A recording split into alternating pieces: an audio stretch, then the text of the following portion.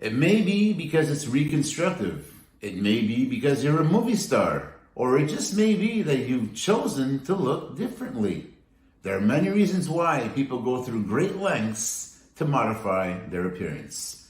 It's all about plastic surgery on the next show of Noon Hour Out of the Box. Coming up.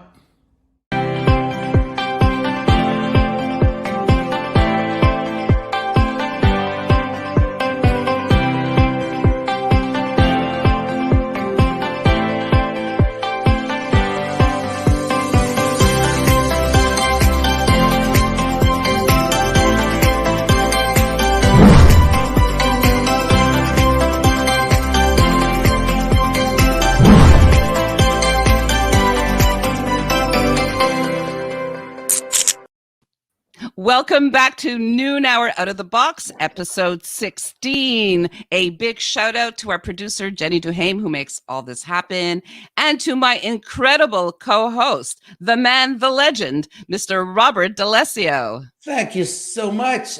Wonderful co-host that you are. I'm sorry that I was still dancing to the beat. I got the jingles in me this morning. Yeah, it's definitely a good beat. You know, Robert, I watched last week's show several times over, I have to tell you. And what came out of that was not only our need to use filters, but the incredible demand there's been of late for the use of plastic surgery and other procedures, aesthetic procedures. Yeah, as a matter of fact, going back to the filters is what's been happening is that people have been using these filters so much, and then that when they go back to being the real selves again, all of a sudden they start feeling, hey, you know what? I really want to be like that. So what happens is that they actually get into the crazy idea of getting plastic surgery done, and sometimes they do it for the wrong reason. Yeah, that's true. So we had spoken last week about the fact that because we are now more on camera, that people have become more self-conscious and they started to seek out ways to alter their appearance or to enhance their appearance. And in fact, they started using lots of filters. But on the other side of the coin, there's also been an increase in plastic surgery and aesthetic procedures. And so statistically, in 2021, people spent more than 9.3 billion on aesthetic procedures. So 6 billion on surgical options and 3 billion on non-surgical therapies.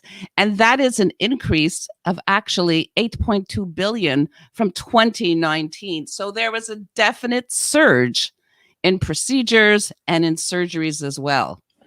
Well, with the pandemic and all, people are spending a lot more time with themselves, right? And what else do they have to do better than look up in the mirror and look up at all, look at all the little defects they got? Yeah, you're absolutely correct. But you know, this has been around for a while, and there was an incredible increase in all this in around 2018, and we saw a lot of the celebrities and actors and basically people who are in the public eye starting to alter their appearance or enhance their appearance. So I went and I did a little research to see some of the more popular celebrities or whatnot that we see. So we have here Kylie Jenner. This is her 2011 and this is her 2020. She's obviously had work done. Kylie Jenner, are we talking about the ex-athlete Bruce Jenner? Yes. Okay. And she's also the half-sister of Kim Kardashian. Oh. So that's her in 2011 and 2020, and her half-sister Khloe, again, before and after. So there's surgical. There's some other injectable procedures you can see here. There's lip augmentation. There's an eyebrow enhancement. There's a lot going on. But it's not just, for the very young. Also, Sharon Osbourne. This is her. Oh my God. Wow. Yeah. So that's another huge dramatic change. I have another one here. This one is quite striking. This is Donatella Versace. Oh my God. Yeah, she's almost unrecognizable. You know what? I'm sorry. That is a total disaster. Look at her on the left, how beautiful she looked. And on the right, I don't know. There's just a huge modification in terms of aesthetics. I think she should have stayed the way she was. Yeah, I agree with you. Mickey Rourke. He's now actually 68 years old. So obviously there's aging there, but there's also another dramatic change in his appearance. And it's not only, facial. There's been a lot of body work as well that's become quite popular. This is before and after of body contouring. You'll see here 9 months later. So this is where they use liposuction, which is another term for body contouring. Wow. Yeah. It's amazing, eh? It's such a difference. Wow. Here's another one. Obviously, she enhanced her hips and thighs and breast as well and narrowed her waist. I mean, she's a completely different person. Yeah, it looks very different, as a matter of fact. Not only the way she's dressed, but also the way she appears. Yeah. And of course, again, we're back to Kylie, and this is a dramatic change. She's obviously had the Brazilian butt lift. And, again, she's like unrecognizable. But you see, the whole thing is this is so incredibly expensive. And you go in, you want to look a certain way. And what happens is that it doesn't always turn out that way. Things happen. It's like it turns out maybe differently because maybe something went wrong during this procedure. That's why the doctors, the surgeons always have you sign a release because they're not responsible. And a very quick note, we got a friend tuning in from Japan, Mr. Ryukan, who's asking us. Oh, amazing. Yes. He's asking us what the question is today. What are we talking about today, Esther? We are talking about the rise of plastic surgery. There you go. The use of plastic surgery and other procedures. So, in fact, there are trends that we're seeing in 2021, and I have a list here. So there is a new focus on eyes. For many years, eyelid surgeries have been the third most popular procedure after liposuction and breast enhancements. But now, because of mask wearing, there is this renewed interest in enhancing the appearance of one's eyes. There's obviously more non-surgical solutions. And Sonia's asking, what about men who want to do Botox and or body fillers? That's very common, Sonia. You'll find I myself have had fillers. I've had Botox. My last time was November 2019. I went to Dr. Monk. He's amazing. And there were many men sitting in the waiting room with me. So it's not uncommon. There's, of course, like I just mentioned, the expanded use of Botox. There's high definition body sculpting. And then Robert, there's repairing the damage. And aside from Brazilian butt lifts being very dangerous, in fact, there's also the breast implant issue. And I know you had a guest on, and she spoke about that. Well, we can play the video right now, Esther, right? Absolutely, yes. Okay. Yes. Yeah. So, folks, Chantal Hague was on our show not long ago.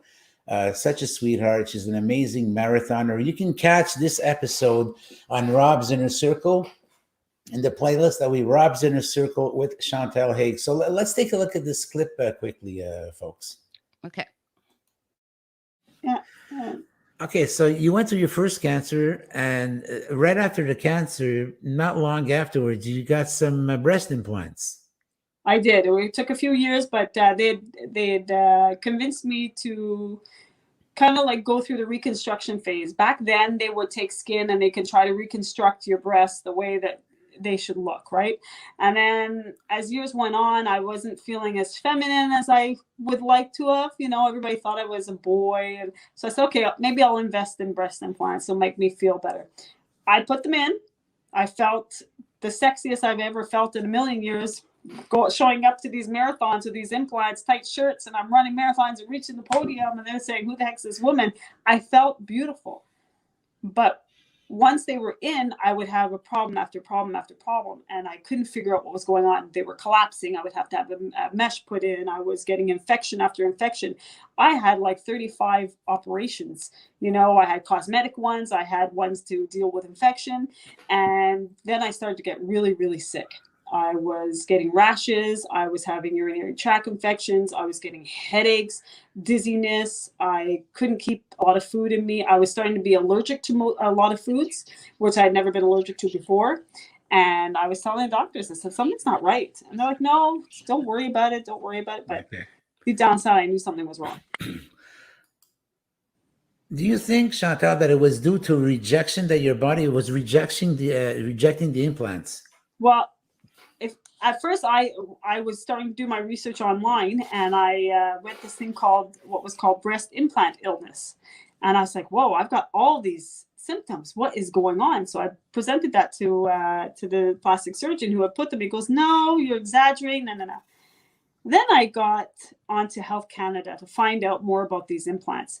And little did I know that the implants that were placed in me were the ones being recalled. And I just sat there looking at the computer screen saying, these breast implants were recalled on November 24th of a certain year, and they were placed in me December 5th of that same year. So that doctor knew that these implants were recalled, and he still placed them in me. That's absolutely awful. That's a tragedy. And doctors are just as busy augmenting breasts as they are removing implants. That's what's going on now. That is one of the top 5 operations that they're doing.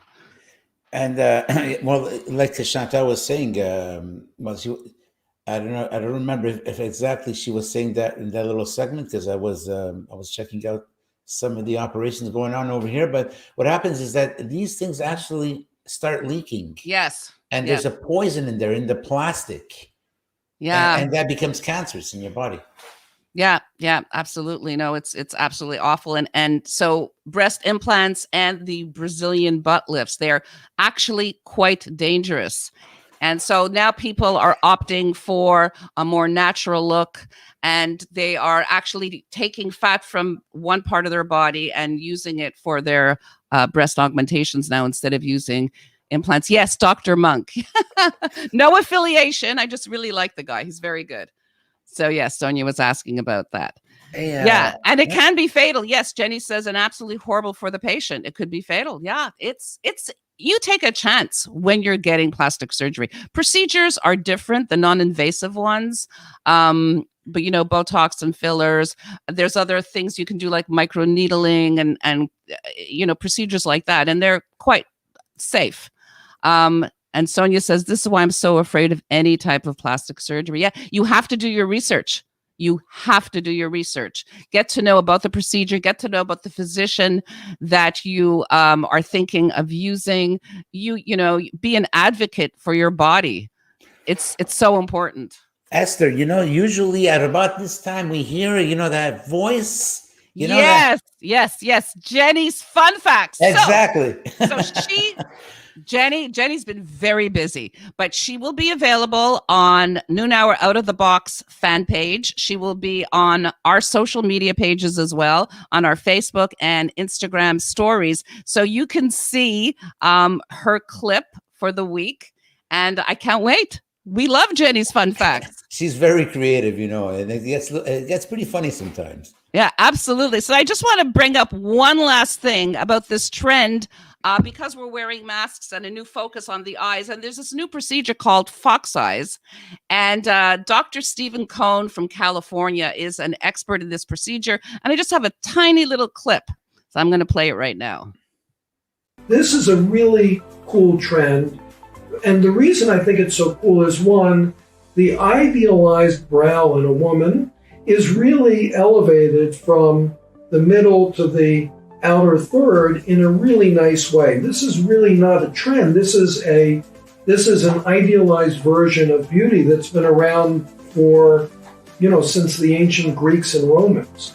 So to me, the only trend about that is it's become popular on Instagram. But this little maneuver, that's a great procedure. That's going to stick around. Now, is it best to do that with a thread? Oh yeah, if you want to try something on for size, the thread's going to go away and maybe you're going to have an effect for about a year.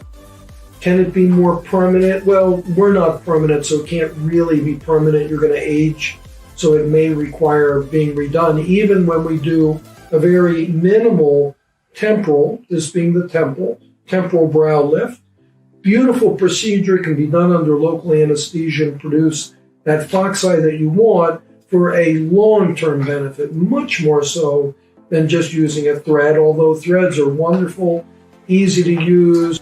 But that's an interesting trend that's here to stay, in my opinion, because what it's doing is really trying to actualize an ideal version of oneself. Actualize an ideal version of oneself. Now, that's important to remember, and that's what this is all about.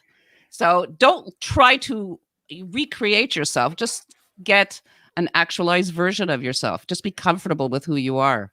You know what? It's actually going to be actualized right now, Esther. Ah, my goodness. Is it that time again? It's that awful time once again. It's time to say goodbye. Thank you to everybody for tuning in. And don't forget, Jenny's Fun Facts will be where? It'll be on the Noon Hour Out of the Box fan page. It'll be on all our social medias, Facebook, and on our Instagram stories as well. So I cannot wait. Well, next week, Esther, we have a pretty amazing show. Tell us about it. Yeah, why don't you do that? Because that's an area that you have great interest in. Well, it's not Area 51. You can call it Area 52. It's actually everything to do with astral projection. And what that means is when your soul leaves your body in a controlled manner a lot of times, and you can go out and you can travel the world and go wherever you want. It doesn't cost you a dime.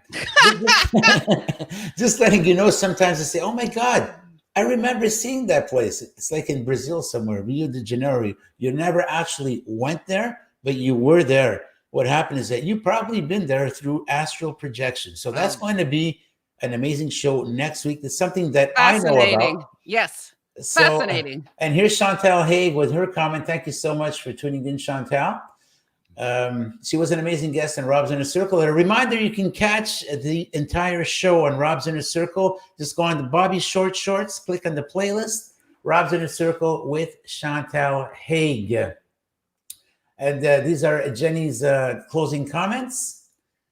And we have another comment from Christine Dandaran, who's tuned in. Thank you, Christine, and thank you to everybody for tuning in to, I was about to say Rob's Inner Circle, or not even Esther's Breeze. What's the name of her show, Esther? It's Noon Hour Out of the Box. So, guys, we'll be catching up with you next week. The subject will be, once again, astral projection. Wow. So, guys, we'll be talking soon. Thank you for tuning in. Ciao hey, for Esther. now. Yes. Bye, Esther. Bye-bye.